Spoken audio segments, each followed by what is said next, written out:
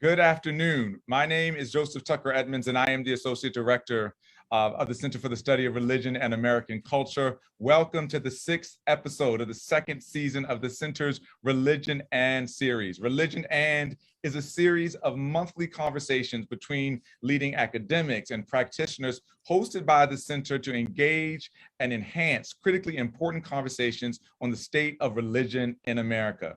Our 5th episode last month was a dynamic and thought-provoking discussion on religion and animal food justice, where we discussed the relationship between religion, multi-species justice, and community activism.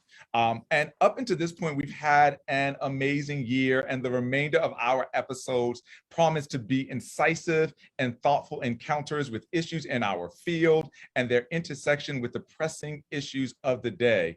Our 2nd season will end in May of this year, but it will be immediately followed by our biennial conference, the Center's biennial conference taking place in person in June in Indianapolis. So please, all of you here who are joining us, be on the lookout for information about the upcoming conference via our website and our social media channels. Remember that you can return to episodes that I just talked about, and even this episode later on today or next week, by looking back at our website and our YouTube channels. There are episodes there and clips available from this season as well as last season. So I wanted to thank the folks from last month, Andrea Jane, Jonathan Sparks Franklin, Chris Carter, and Lori Beeman for a fantastic conversation. And today, I want to turn us to religion and the politics of the vote and this powerhouse panel that I have before us. I'm so excited. I'm just going to introduce them and I'm going to shut up, even though I am one of the co-hosts for today. Usually y'all don't have to deal with me the whole episode. I say hello and then I disappear. Today, I stay around a little bit longer, but I'm excited. So on the first Monday of February 2022 of this year, the Supreme Court reinstituted an Alabama congressional map that a lower court had argued diluted the power of Black voters and was a threat to equal representation for all community. These types of challenges, court cases, and state laws are on the rise, and the question of the access to the franchise to all eligible voters has come under great scrutiny during the last couple of election cycles. So today we're talking about who gets to vote, when do voters have opportunity and access to vote, how have and how do electoral maps shape policies, elections, and the future of the US democracy. You know, I wanted to call this episode Religion and the Black Vote, but I think that we're talking about more than just the Black vote. We're talking about all folks who have been marginalized, disenfranchised, and the ways in which other groups have used these capacities and powers to do this kind of work. So in today's episode, we're going to address the long history of the Voting Rights Act and voter suppression, the relationship of religious and civil rights organizations to this act, and how current communities and activists are deploying language, protests, and direct engagement in order to reimagine and transform the possibilities of democratic participation. I want to remind the folks that are now ushering into the room, thank you for joining us. And I want to remind you that throughout today's session, we are asking folks to submit your questions and some of your comments even through the Q&A feature on the Zoom system. This will enable all of us to be able to engage the questions and to facilitate this very important conversation. Now, I am excited to introduce my co-host for this afternoon's conversation. I am, really excited to introduce Dr. Leah Gunning-Francis, who is the Vice President for Academic Affairs and the Dean of the Faculty at Christian Theological Seminary. Leah has done a number of things, and her research interests include a focus on transformative education and reflect her commitment to the spiritual, emotional, and physical well-being of women, men, and children, highlighted by her particular interest in underserved and minority communities. Dr. Gunning-Francis has received numerous awards, including the Engaged Scholars Fellowship to study at-risk youth among middle-class African-American young men, and other awards include the Candler School of Theology's Ray Jordan Award for Excellence in Integrating Academic Study with Constructive Leadership, and also the Fund for Theological Education's Doctoral Fellow Award. She has many more. We don't have time to list them all today, but what I wanted to point out is that she's been featured in a number of media outlets from, Keeping It Real with Al Sharpton to a PBS documentary. But I'm so excited to just to let folks know that her most recent book is Faith After Ferguson, right? Resilient Leadership in the Pursuit of Racial Justice. We're going to talk a little bit about that today and talk a lot about the ways in which she is engaged on the front line with activists and religious communities here in Indianapolis, but also across the country. So please, everybody, join me in welcoming Dr. Leah Gunning-Francis, and she is going to introduce our other two panelists for this afternoon. Thank you very much, Joseph. It's such a joy to be with you all today. And it is my honor and pleasure to introduce our colleagues, Dr. Larone Martin and Dr. Bashir Mohammed. Dr. Martin is the Associate Professor of Religious Studies, the Martin Luther King Jr. Centennial Chair, and Director of the Martin Luther King Jr. Research and Education Institute at Stanford University. He is an award-winning author of the book Preaching on Wax, The Phonograph and the Making of Modern African American Religion, which came out in 2014. And his book received the first book award by the American Society of Church History. In support of his research, Dr. Martin has received a number of nationally recognized fellowships that are far too many to list in this moment, but they include the National Endowment for the Humanities, the Teagle Foundation, the Louisville Institute for the Study of American Religion, a $1 million grant from the Luce Foundation to fund the Crossroads Project, which is a 4-year multi-institution project to advance the understanding of public understanding of the history, politics, and cultures of African American religion. So let us welcome Dr. Martin. Welcome, Dr. Martin. Also, we are excited to have with us today Dr. Bashir Mohammed, the senior researcher at the Pew Research Center. And he is an expert, ladies and gentlemen, on the views, demographic profile, and size of U.S. Muslim communities and African American religious communities. He has extensive experience with computational science and developing best practices for quantitative data, and has appeared in numerous media outlets and regularly briefs policymakers, academics, and others in sharing this really important and critical data. He's published in academic publications through Oxford Press and New York Press and the American Sociological Association's magazine Context. We are delighted to welcome Dr. Bashir Mohammed. Let us welcome him as well. So thank you all, and Joseph, we'll turn it back over to you. Yes, thank you all. So I'm gonna let y'all know that y'all in the Q&A, it's already jumping off. Y'all, folks are already excited. They're like, let's get this started. So I mean, no pressure at all, but I'm just letting you know. So I want to start with the first question because I want we have our audience for the Religion And is a broad and diverse audience. We got practitioners, we got staff folks, we got students from my classes. Y'all better be here, and as well as scholars of religion.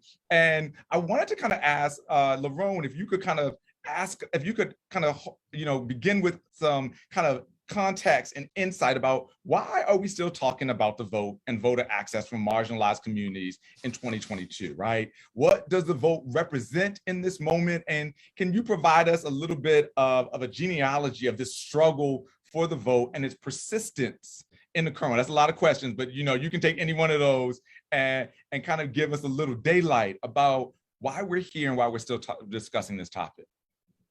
Well, thank you for the question. To be frank, we're still dealing with it because America has still been committed to its wavering commitment to racial equality. And that's why we're still dealing with this question.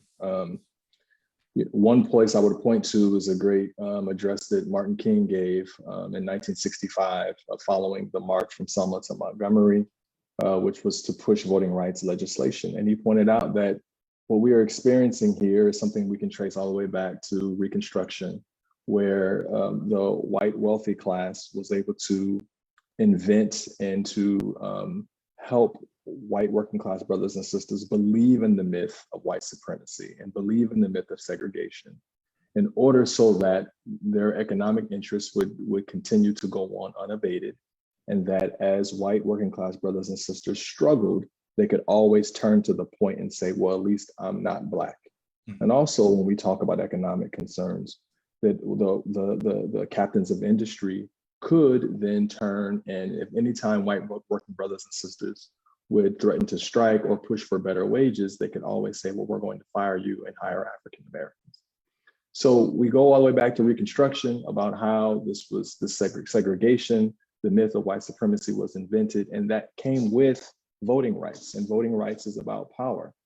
And every time that in this country we've seen throughout history where we make progress towards voting rights and the treatment of all people, regardless of color, as equal citizens, we always experience a backlash. And that's not by mistake. It's because of America has been committed to vacillating on this question about racial equality. And that's why we're still seeing this issue today. And it's relevant for faith communities for two reasons. First, on a theological level, is that if we're going to be committed that every human being is made in the image of God, then every human being should have equal rights and be treated as a human being and have all rights and privileges of that. Secondly, it's a sociological question for the church because, especially in the Black community, Black churches have always been such important vehicles for the most radical, fundamental aspect of political activism, and that is voting. Black churches have always been important vehicles. Some sociologists have called them halfway houses of progress, and especially around voting. So this question of the vote is so important for faith communities and religious scholars and casual observers because of the role that faith communities, especially in communities of color, have played in helping people get access to the vote, but also educating voters about how to be prepared to vote and to be prepared to walk into the booth with knowledge and information. And so this issue that with African Americans being prevented from voting is such an important aspect for people who care about their faith and who care about the life of our democracy in this country. Yeah, thank you so much. I mean, I love this idea. I want to ask too. I mean, I want to kind of shift over to a minute and kind of ask Bashir to think with me a little bit about some of the data, right, that goes along with this kind of suppression, with the engagement of the African American church, these kinds of things. You know, how have the Black community's attitudes or engagement with voter education and rights kind of changed, right? And you know, and I asked this broadly. I was thinking about like the last 60 years, right? You know, Larone was talking about Martin Luther King, you know, the Voting Rights Act, or the last 15 years since when we first put, elected Obama into office, or even the last 5 years since we're thinking about the moment in which Trump was, inaugurated and put into office. Do religiously affiliated African Americans have a particular or peculiar relationship to voting and voting rights? Can you talk about what the data tells us and how that lines up with what Larone just provided us about that kind of historical overview? Sure. So I mean, the short answer is yes, they do. Religion matters. That's why we're all here. Yeah. but going beyond that, I think there's a few points worth making. The first one is probably sort of thinking about the historical. Most folks on this call probably know, but it's worth highlighting that historically the Black church has played an important role, and that's something that Black Americans by and large recognize. They're very clear about the fact that the Black church has played an important role in helping Blacks move toward equality. That Black Muslim organizations like the Nation of Islam and things like that have played an important role in helping Blacks move toward equality. I mean, we asked about a series of organizations, including the federal government, civil rights organizations. The federal government is given less credit in terms of helping Blacks move toward equality than Black churches are. If you ask the Black public, who helped us get here? Who helped us move forward? The federal government is not very high on their list of where they think they've been getting their support. These other institutions have been playing that role historically, and there's generally a sort of expectation, recognition, hope that that's going to continue. Black Americans are much more likely to say that they want to see Black churches, Black religious institutions play more of a role moving forward than to say that it play less of a role. Mm. So that's some of the ways in which we see, sort of from a structural standpoint, we see that there definitely has been this ongoing engagement and expectation. So, I mean, I want to push on that a little bit. I have two questions. One's for Bashir and then one's for Larone, because I want to think about this kind of like non-recognition of the federal government for a moment. Like, where does that come from? I mean, I think that obviously we can unpack that a little bit, right? Why in the data you're saying, Bashir, that you see that these African-American churchgoers are saying that we see that the church, civil rights organizations, maybe other kinds of organizations have played this important and dominant role in moving us towards greater access and civil rights in those kinds in that particular way, right? But what does that actually mean? How do these churchgoers name that that's happening in churches? I mean, can you be specific about what does that look like? And then Sure. So it's a couple of concrete. I'll give you sort of a concrete sort of what is happening, and then another sort of what's not happening. And I think both of those are helpful as we think about this. In terms of what is happening, we see that Black churchgoers, Black mosque goers, Blacks who are religiously engaged are more likely to say that they're registered to vote. Mm. They're more likely to say that they have attended a public hearing or the like in the last year. So they're just engaged. They're doing more, and many are saying that this is an expectation they have of the church to sort of speak to these issues. About nearly half say that in the previous year they heard a conversation in their congregation about voting and political engagement, and in white churches that's not the case. Significantly fewer white people say in their church they're hearing these sorts of conversations. So these are conversations that are happening. And I mean, the thing that's not happening is, for those of you that sort of are involved, sort of know more about the way that religion and politics interact among white Americans. Among white Americans, it is often the case that those who are more religiously engaged by a whole host of measures tend to be more politically conservative. Hmm.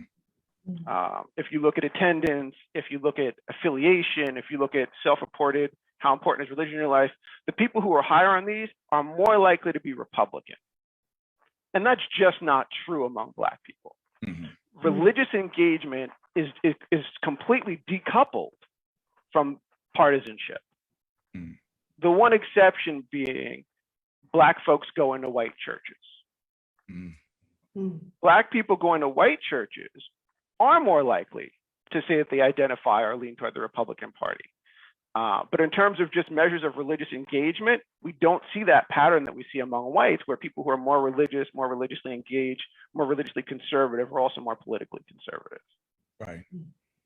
Thank you for that. Thank you for kind of providing a little kind of framing of that. I want to go back to Larone, because I mean, when I heard you say that that Black religiously engaged Black churchgoers or religiously engaged Black folks do not give a lot of recognition to the federal government. That didn't surprise me, right? Either historically, like Larone just kind of framed for us, but also in this current moment, right? There, we don't seem to have a lot of evidence, that the federal government is providing a frame for or protecting the interest of Black voters or voter access. I mean, can you talk about the contemporary moment, Larone, just for a moment, about why certain Black folks or certain Black religious folks might be suspicious of, or on that survey talk about giving very little to no recognition to the federal government for their access to the vote? Well, I think that it's been repeated throughout time as Black people have wrestled with getting the right to vote, about this question of states' rights. And where we have the African American population historically was concentrated in the South, in many of these Southern states, where in some places African Americans in local context actually outnumbered white brothers and sisters. And so the vote represented power, and it represented access to the levers of power.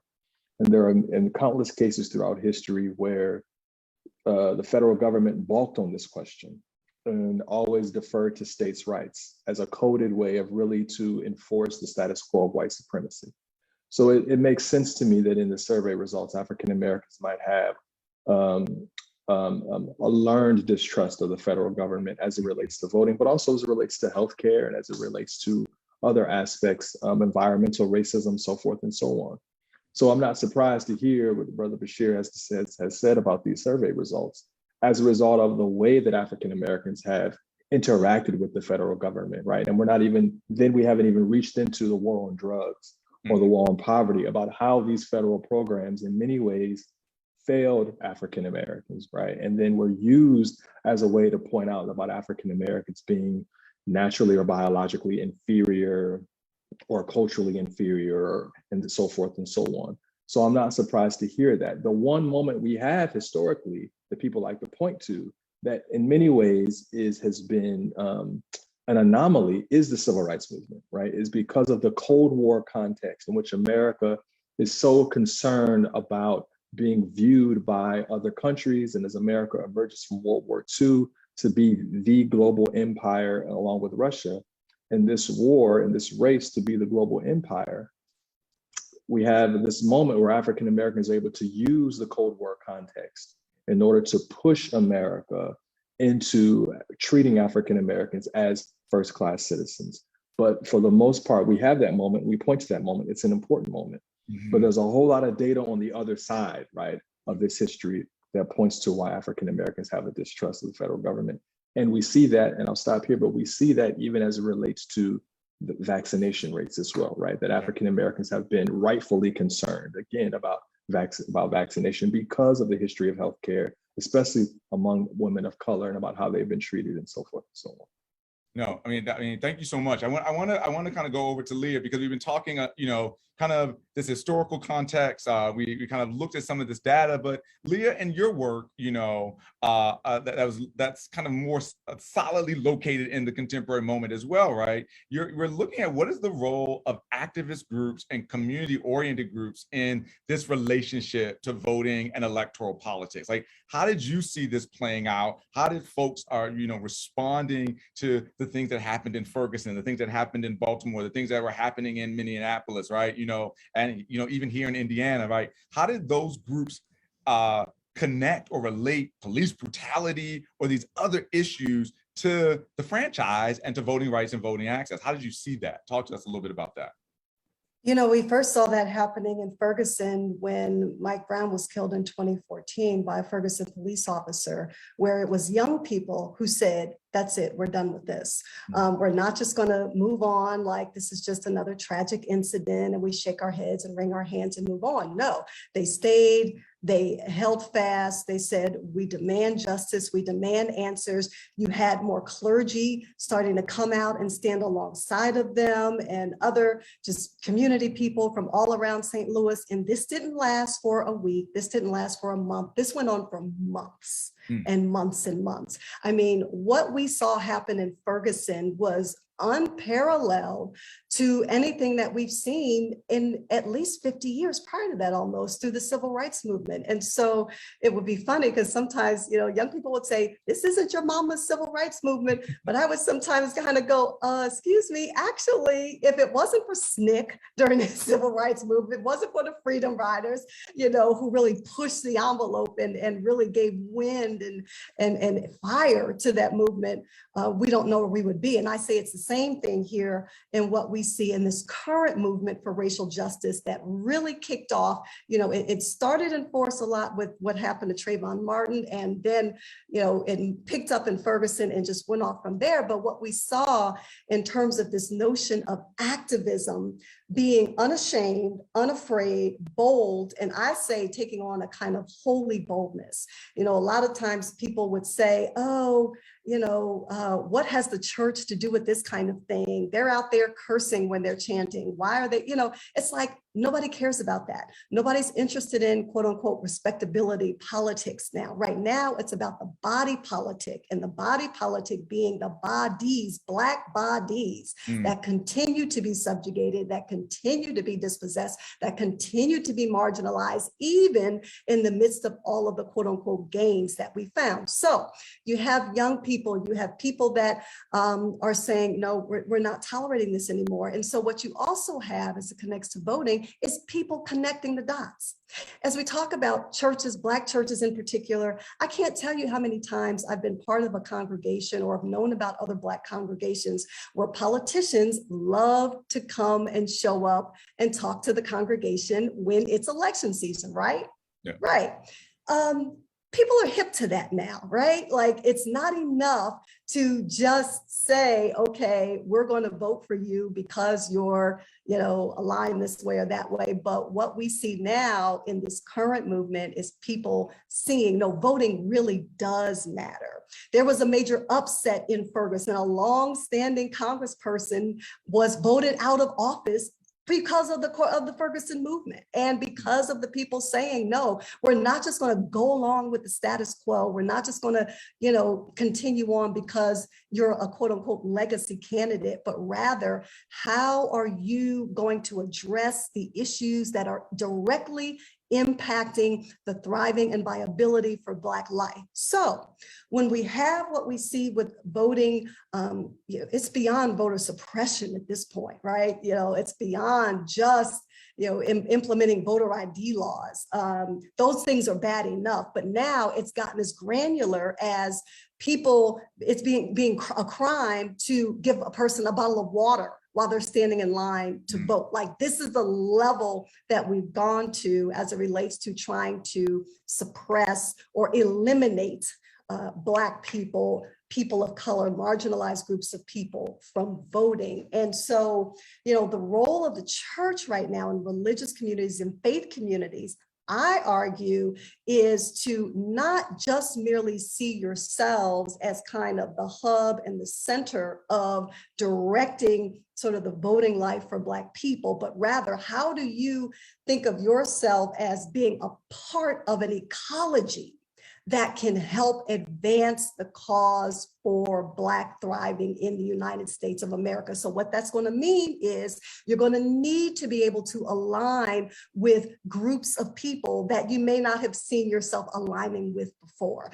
You're going to need to be able to have some humility, as a lot of the clergy who were in Ferguson did, stepping out on the streets saying, you know what, saying to the young people, we're sorry. We have not been standing up for you. We have not been speaking out. We have gone more with the establishment status quo, as opposed to saying, no, these are our kids and their lives have not mattered in the same way as other kids' lives. And we're not tolerating that nonsense anymore. So there's a real opportunity here for the Black church in particular to sort of stand its ground and say, no, if we're going to be serious about the mattering of Black lives in political life, then we've got to, number one, disavow this entire, just let whatever politician come in, say whatever they want, and tacitly give them their support and get nothing in return.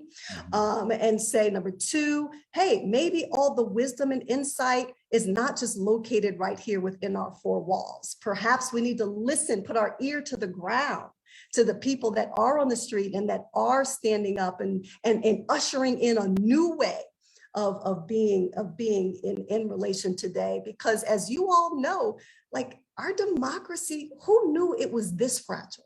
It is January 6, 2021 proved to us, and the response to it, not just the fact that January 6 happened, but the response to it. The fact that to this day, you have people stealing classified information. We saw no tear gas on January 6th. We saw no rubber bullets. We saw no weapons being drawn on people. Conversely, when peaceful protesters were occurring all over the country for these various marches, we saw all of that and then some. So not only did January 6th occur, but the response to it sends a message to each and every one of us about exactly how fragile our democracy is right now. So if we don't seize this moment, align ourselves in ways that are going to enable all of us to really be able to stand up and claim our voice with power, not sure how this is going to work out.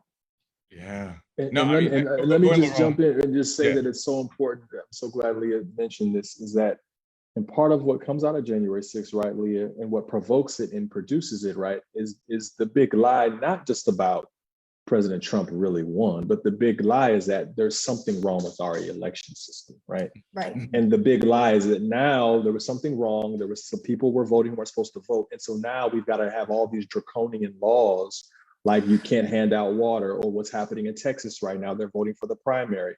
Your ID that you used for your mail-in ballot doesn't match with the registration ID you used 20 years ago, 10 years ago when you registered to vote. Therefore, your vote doesn't count for the primary.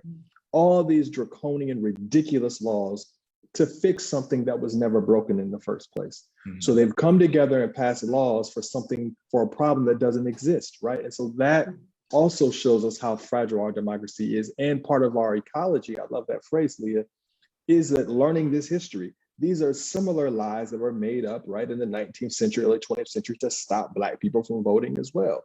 Black men are running around raping everybody, right? Black women aren't smart enough to vote, right? They're trying to take control. They're going to go and break into the armory, or there's a revolt. So this is what we saw what happened in Tulsa. We saw what happened in lots of other places across the country in the 20th century, where the murder and violence was used to intimidate Black people from voting, and also to encourage despair and a certain kind of nihilism about our voting system. And it all comes back to these big lies. And then we see that what's happening now is just another example of a lie that is being told to try to make sure brown people do not vote.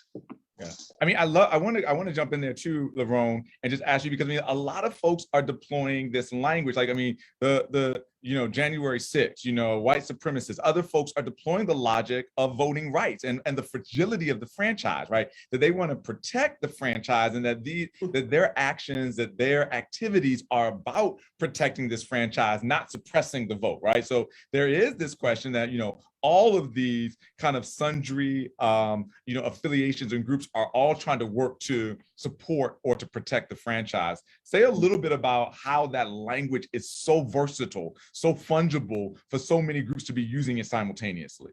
No, that question is because it lies at the heart of what it really means to be an American, what it means to be a citizen. And what we're really saying is that there are certain groups of people that we don't believe deserve the right to vote. And there's only a certain group of people that really are first-class citizens, right? And Martin King said it best, and he said it often: we cannot have a first-class democracy if we continually have second-class citizens. And that question about we're protecting the right to vote, we're protecting it from who? What is it about a certain person's demographic or their sociological background that says they have to be sort of quarantined, right? As if there's some type of virus in the body politic, that they don't deserve the right to vote. We don't have any evidence, right, of people saying we're going to go steal this election because we want to have, some type of Negro takeover, right? I mean, we don't have evidence of this, right? So this question but you're right, this question, the way that it is, this language, the way it is deployed, really gets to the very heart of the question of American citizenship and American democracy, one person, one vote. And when people use this language to circumscribe the vote, right, we really have to then question, who do you think is a citizen in this country? Who deserves the right to vote?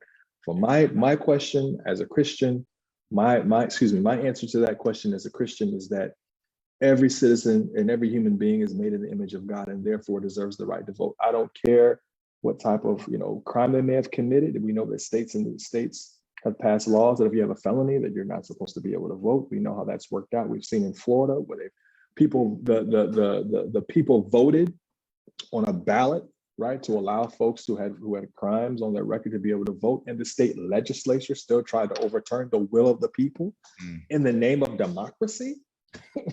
Right. So this is I think at the heart of the question. When people use that language to circumscribe the vote, we really have to then question who they think are citizens, right, and what the citizen is supposed to look like.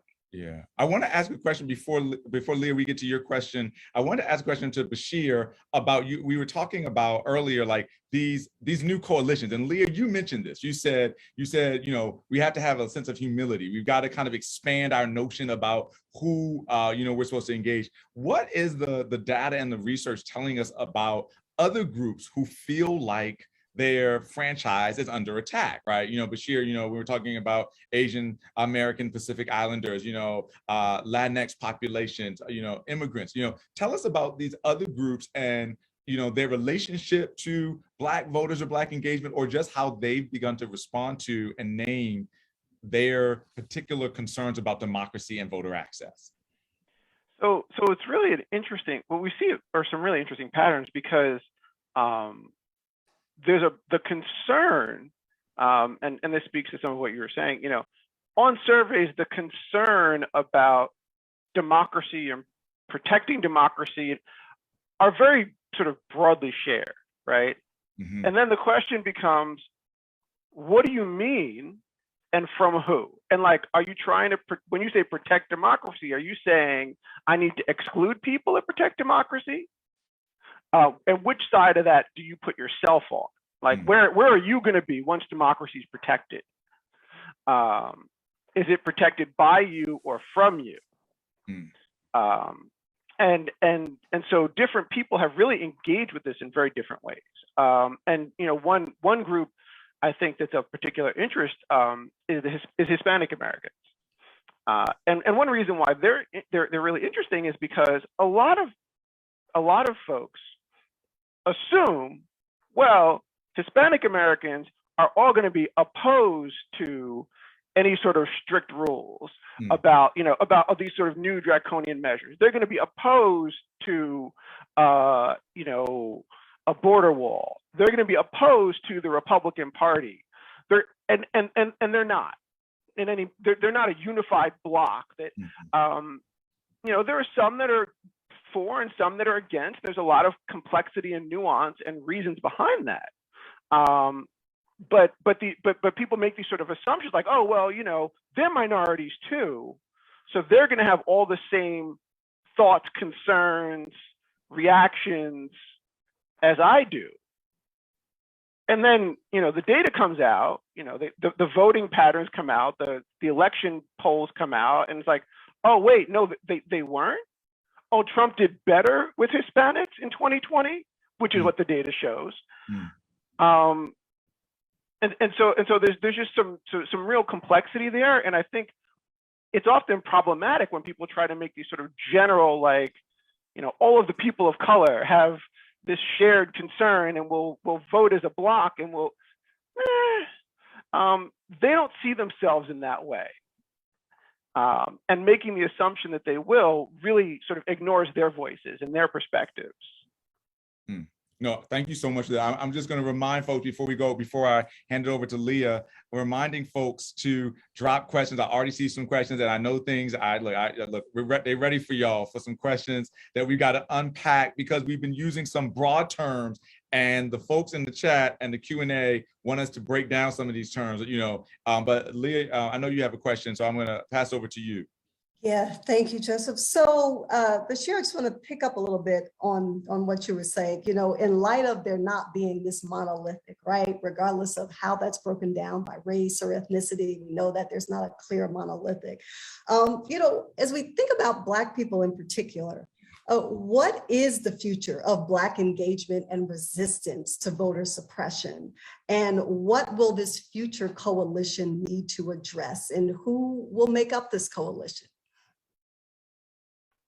I mean, I think if we're speaking about Black Americans, one thing that we can certainly expect is that some significant portion of the political engagement will flow through religious spaces. And I think there are sort of structural reasons to expect that, sort of institutional reasons to expect that, and there are theological reasons to expect that.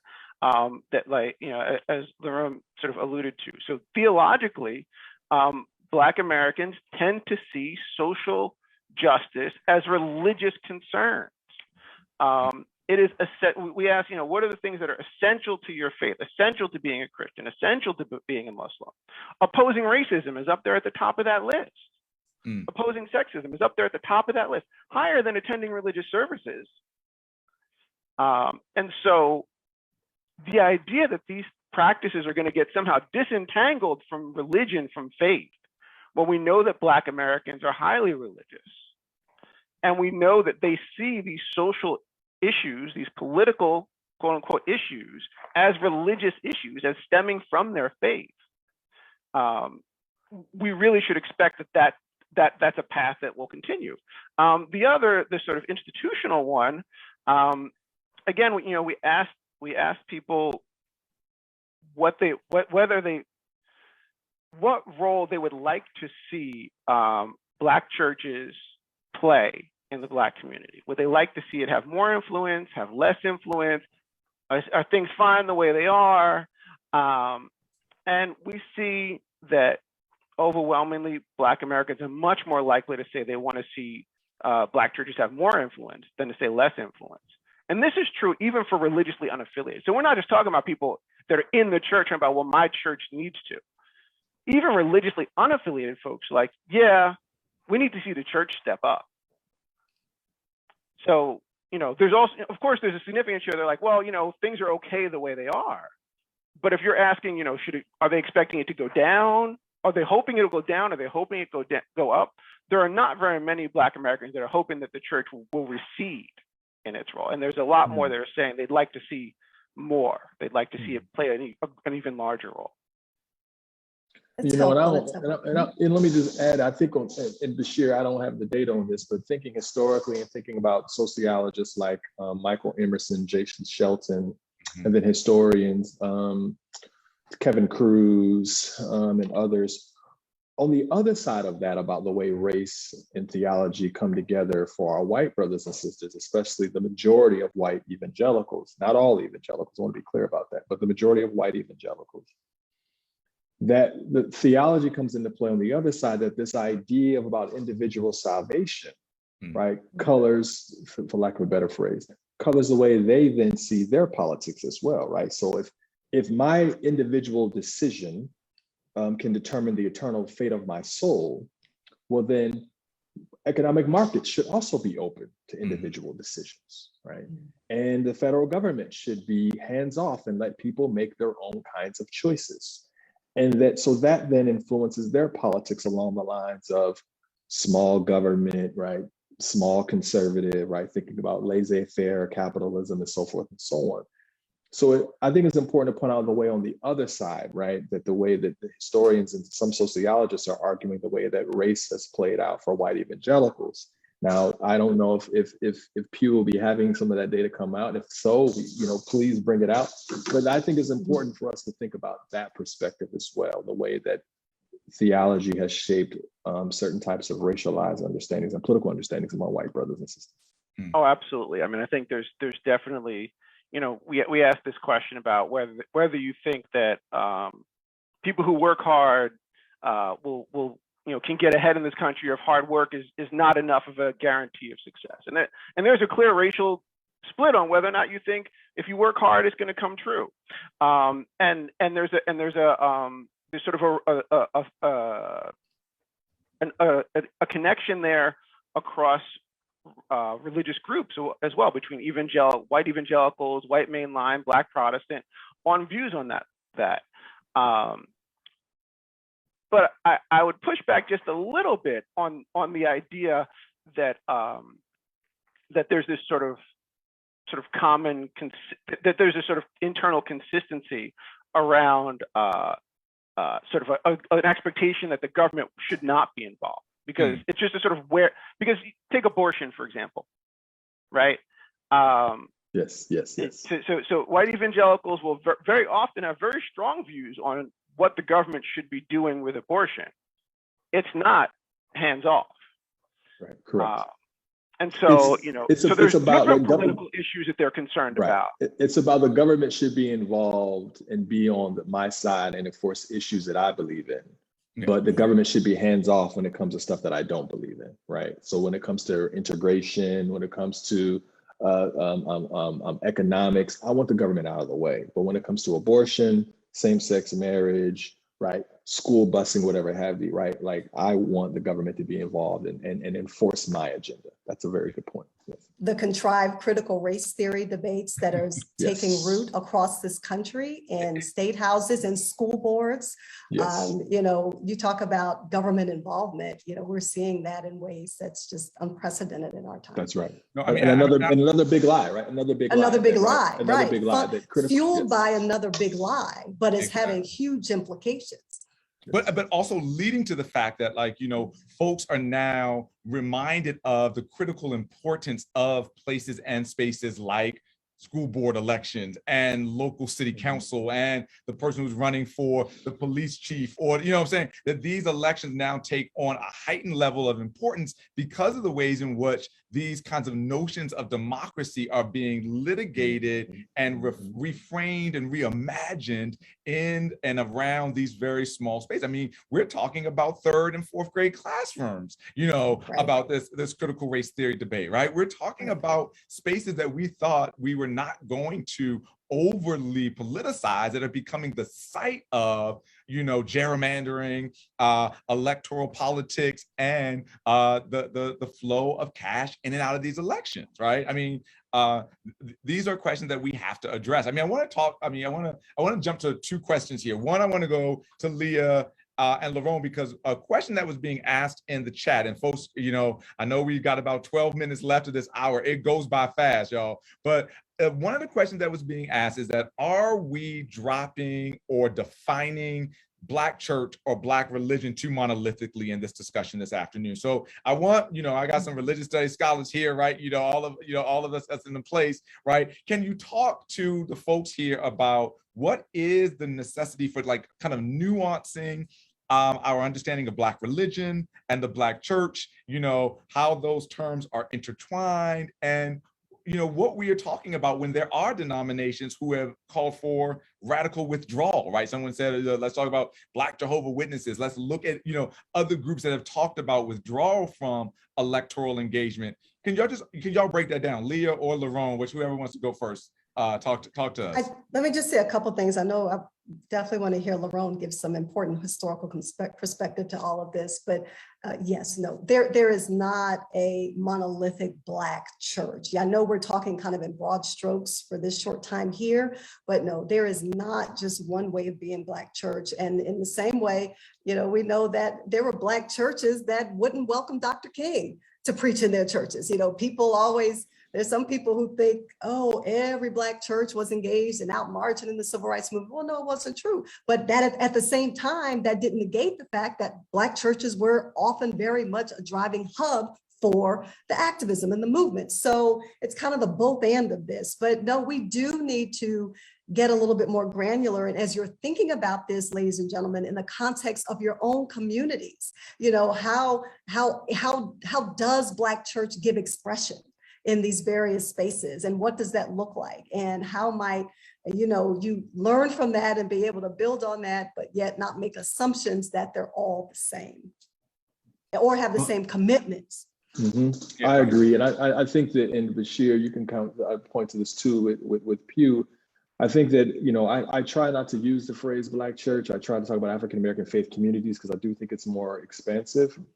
But I think the Black church is simply, at least since, you know, we can go back to Gaylord Wilmore in the 70s, or even more recently in the 90s with Lincoln and Mumia, that this phrase Black church is often sociological shorthand to refer to the historically Black denominations. I know Pew has used it. I think where we are now in 2022, yes, we could use different kinds of language to be more inclusive, but I think that, and to reflect the African American religious experience, but I think African American faith communities is a phrase that I try to use that will encompass that, while recognizing that Black Jehovah Witnesses, Black Mormons, right, overall represent a very small portion of African American faith communities, but are still nonetheless, you know, part of the African American experience and story.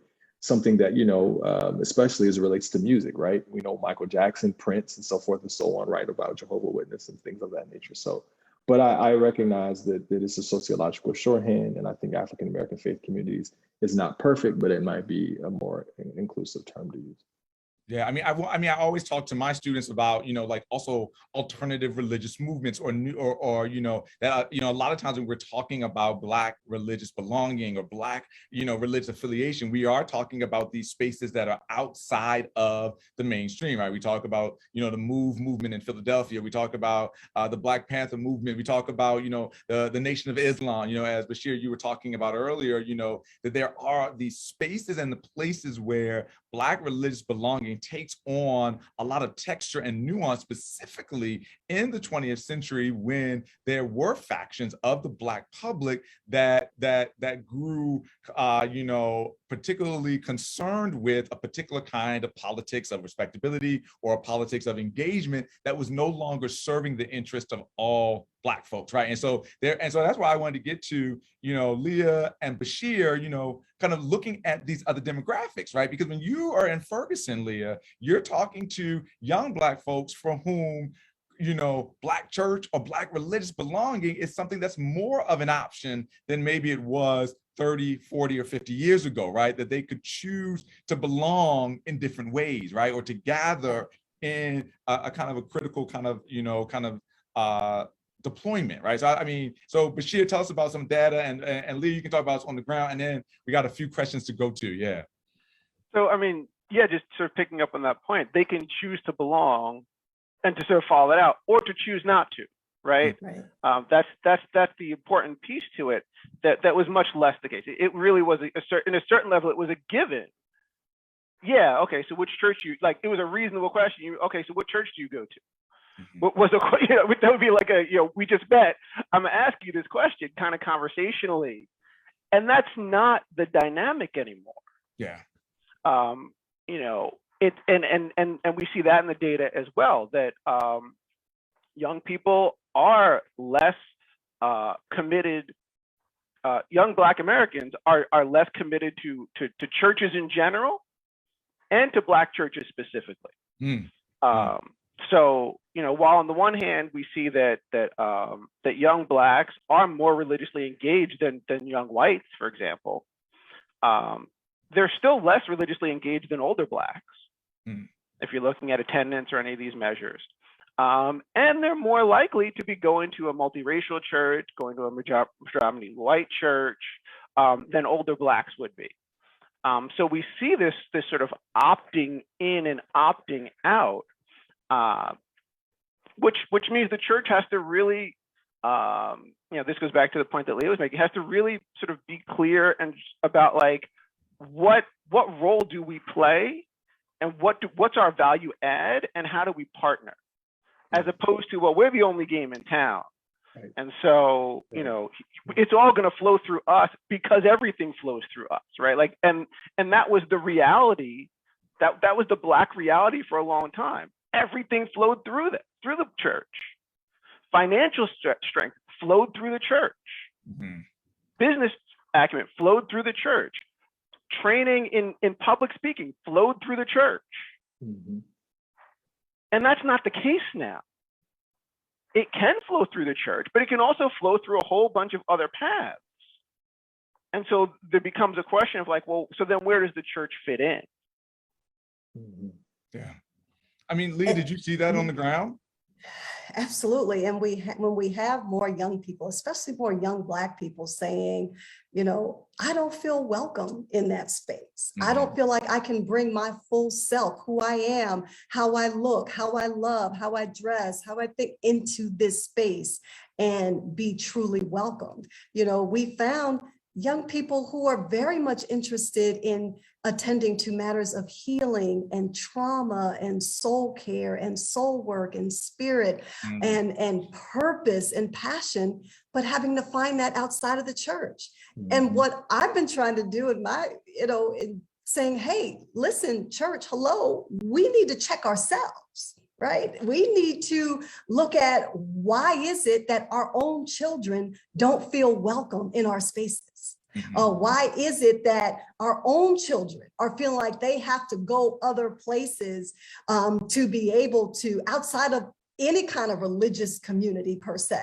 to be whole and to be fully accepted and welcome? So that's a real challenge to us that we need to take up and take seriously and work to correct. Yeah. And I'll just only add to that, to Leah's point, that, and Joseph Surratt talked about this with Black literature, and to Leah's point, and I've heard Cheryl Sanders say it too, that while these folks may not be in churches, right, we could flip this and say that they're of the church, even if they're not in the church, right? So as to Leah's point, right, we know that we see African Americans practicing certain types of rituals around healing, around wholeness.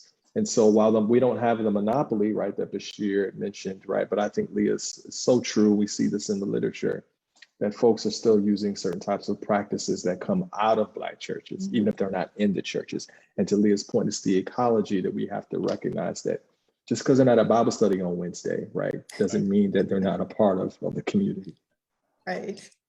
I mean, one of the questions that's percolating in the chat and that I wanted to answer, I know we only got a couple of minutes left, and I want to thank Bashir and Leah and Larone taking time out of their schedules. One of the questions is like, how do we create a coalition, right, around these ideas, right? I mean, because I think that this is the question of, there is this division amongst a kind of a group of folks who want to push for voter access and voting rights, and therefore the Supreme Court and all of these individual units can kind of divide and conquer, and that these things still remain relatively elusive, right?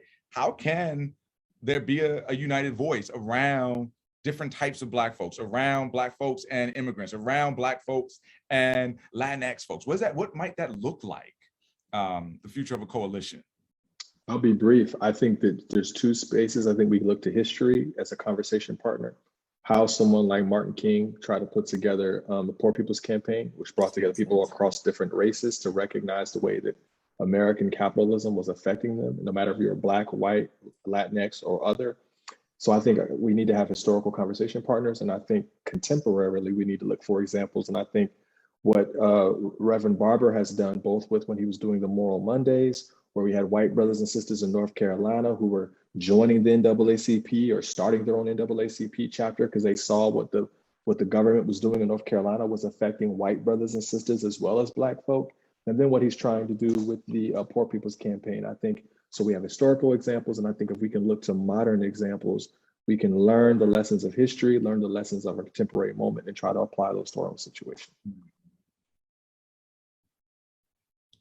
Any thoughts on that, Leah? Oh, I totally agree with that. I was going to say the exact same thing. I was going to point to the modern day expression of the Poor People's Campaign that, Dr. Barber and others are doing, that kind of broad-based coalition focus, on a connected goal is our way out, our way forward. Absolutely. Yeah, I mean, I love this idea. I mean, I love that, folks have, we've given folks, kind of examples and books and different things. Bashir, I wanted to kind of get there was one question here that said, can the panel share their perspectives on how the intersections of Muslimness and Blackness, right, play out, right? And there's another space where there is both overlap and separation in some ways, right?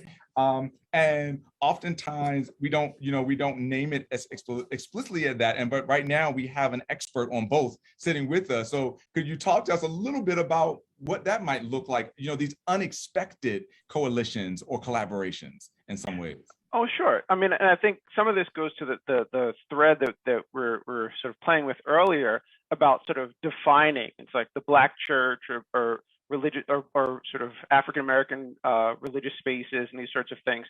And I think, there's sort of two ways to approach this. If we're talking about Black Americans who are Muslim, as opposed to if we're talking about institutions, spaces that are intended to be focused on the needs of people who are Black and Muslim. In the same way that, we could talk about Black Americans who are Christian, and we could talk about the Black church, and those are not the same thing, Yeah. right? Black faith, even Black Christianity, is much broader than the Black church, however you define the Black church. Yeah. And the same is true for Muslims, for Black Muslims. I mean, the fact of the matter is that the data is real clear that most Black Americans who are Muslim are sort of denominationally part of the sort of majority Sunni community, sort of like Orthodox Sunni Islam. but the structures that are most sort of commonly sort of thought of and known to people are often the ones that are aligned with the Nation of Islam. Mm-hmm. Even though that's a very small percentage of all Black Muslims.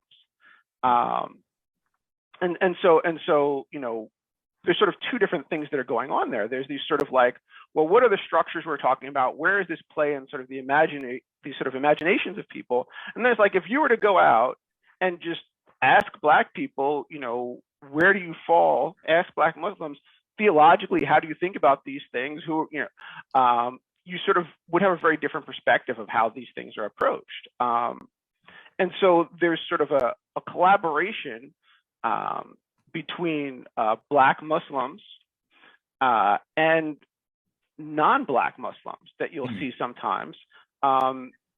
Because increasingly, what we see is that Black Muslims are not worshiping in spaces that are majority Black. They're worshiping in mixed spaces. They're worshiping in spaces with Arabs, with South Asians, with Turks, with all sorts of other folks. And so there's at least the potential, and there's some experience of sort of conversation, of engagement, of sort of understanding the sort of shared struggles there. So that's sort of one sort of a quick piece of that.